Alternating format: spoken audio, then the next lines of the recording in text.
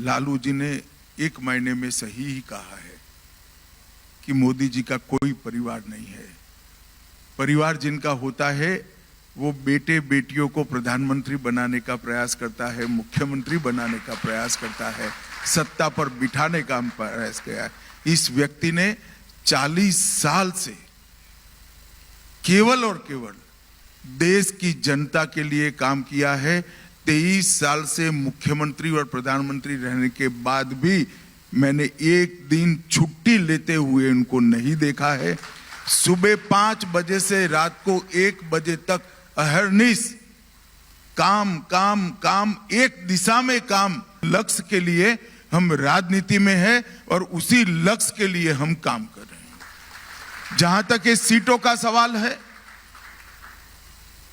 जब से हम पार्टी बनाए तब से लेकर आज तक 1950 से आज तक हम जो कल्पनाएं लोगों के सामने रखे थे, हमारा एजेंडा लोगों के सामने रखे थे, इसकी पूर्ति के लिए जब इस देश की जनता ने पूर्ण बहुमत की नरेंद्र मोदी सरकार बनाने का मौका दिया, मोदी जी पर भरोसा किया, मोदी जी को 2 टर्म पूर्ण बहुमत का सरकार दिया, तब ये 10 साल हमने इसके लिए काम किया है। और मैं मानता हूं कि आजादी से लेकर अब तक के इतिहास में ये 10 साल भारत के विकास की दृष्टि से, भारत की सुरक्षा की दृष्टि से और भारत के विश्व में गौरव को बढ़ाने की दृष्टि से ये भारत का स्वर्णिम काल रहा है।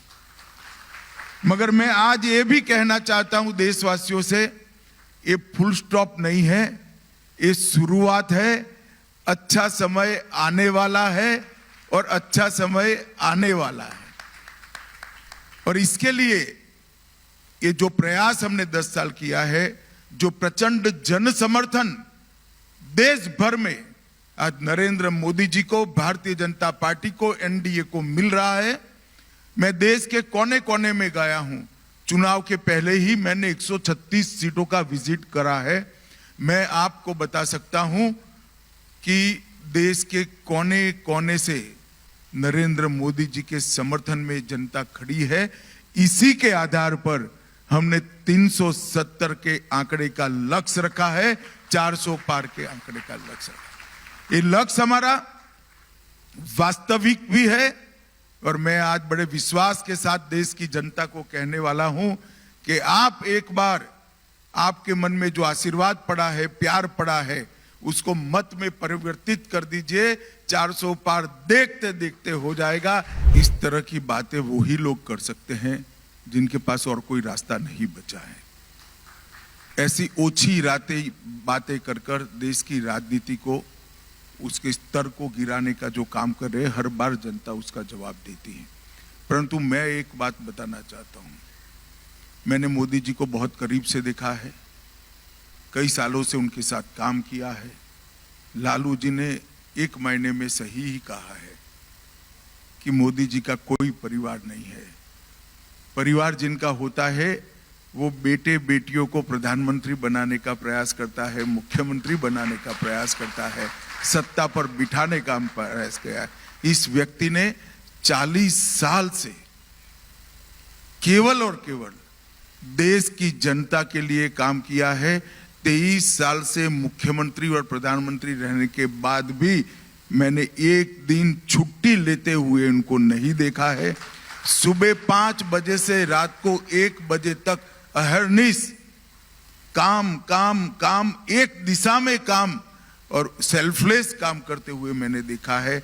और इसी का परिणाम है कि उनके नेतृत्व में इतनी बड़ी कैडर खड़ी हुई है, इतने सारे नेताओं की श्रृंखला खड़ी हुई है, एक मजबूत भारतीय जनता पार्टी खड़ी हुई है और देश आज दुनिया में सर्वप्रथम बनने के लक्ष्य के साथ संकल्प लेकर 2047 में विकसित भारत, आत्मनिर्भर भारत का आत्मविश्वास भरकर देश आगे बढ़ रहा है। पूरी दुनिया, कोई भी समस्या हो, पर्यावरण की हो, आतंकवाद की हो, इथेनॉल ब्लेंडिंग की हो या दुनिया में आए हुए विवादों और विवादों की समस्या हो, हर समस्या में दुनिया राह देखती है। देश के प्रधानमंत्री नरेंद्र मोदी क्या कहते हैं, और जो कहते हैं वो ट्रेंड बनता है, जो कहते हैं उसको पूरी दुनिया स्वीकार करती है। और मैं मानता हूं कि लालू जी कभी ये राजनीति नहीं समझ पाएंगे, कि परिवारवादी पार्टियां कभी ये राजनीति नहीं समझ पाएंगी, क्योंकि इनके जीवन का लक्ष्य कभी भी देश नहीं रहा है, देश का गरीब नहीं रहा है, देश की जनता नहीं रही है, देश का सम्मान नहीं रहा है। उनका लक्ष्य केवल और केवल अपने बेटे बेटियों को राजनीति में उच्चस्थ स्थान पर बिठाना रहा है। वो सहन ही नहीं कर सकते कि एक गरीब घर का बेटा, चाय बेचने वाले का बेटा, जिसका कोई राजनीतिक बैकग्राउंड नहीं है, कोई जाति का बैकग्राउंड नहीं है, वो इतने बड़े देश का प्रधानमंत्री बनेगा, 2 बार बनेगा, 3 बार बनेगा और सफल प्रधानमंत्री बनकर देश को महान बनाएगा। वो सहन ही नहीं कर सकते। पत्रकार हो, आपको लगता है कि ये समस्या बहुत बड़ी हो जाएगी, देश गंभीर संकट में आ जाएगा, मुझे कोई डर नहीं है। डेमोक्रेसी में हर चीज का जवाब जनता दे देती है, जनता सब देखती है। अगर बंगाल में किसी के घर से 52 करोड़ रुपया इकट्ठा मिल जाता है, झारखंड में किसी के घर से 355 करोड़ रुपया कैश मिल जाती है, 25 मनी मशीन कैश गिनते गिनते गर्म हो जाते हैं और ये कहते हैं हम पर एक्शन न लो। क्या कह रहे हैं? मैं आपको बताना चाहता हूं कि यूपीए सरकार के खिलाफ 40 केस सिर्फ यूपीए को रजिस्टर करने पड़े। हम ऑपोजिशन में थे, संसद में मामले उठाते थे, पीआईएल लगाते थे, कोर्ट ऑर्डर करती थी, उनको जांच करनी पड़ती थी। उस वक्त तो आप ही सत्ता में थे भाई। और आज देश में अदालतें हैं, अगर किसी को अन्याय हो रहा है तो अदालत में जाइए, अदालत सुनेगी आपको। मगर वास्तविकता यह है कि 12 लाख करोड़ के घपले घोटाले कर कर अपने घर भर कर बैठे हुए लोग जांच से डरते हैं और इसीलिए ये हवा खड़ा करते हैं एजेंसियों का। मैं आज उनको कहना चाहता हूं, 12 लाख करोड़ के घपले घोटाले किए, सैकड़ों जांच आपके सामने हुई, जेल में जाना पड़ रहा है। 23 साल से नरेंद्र मोदी सत्ता पर है, मुख्यमंत्री भी रहे, प्रधानमंत्री भी रहे, 10 साल से हमारी सरकार है।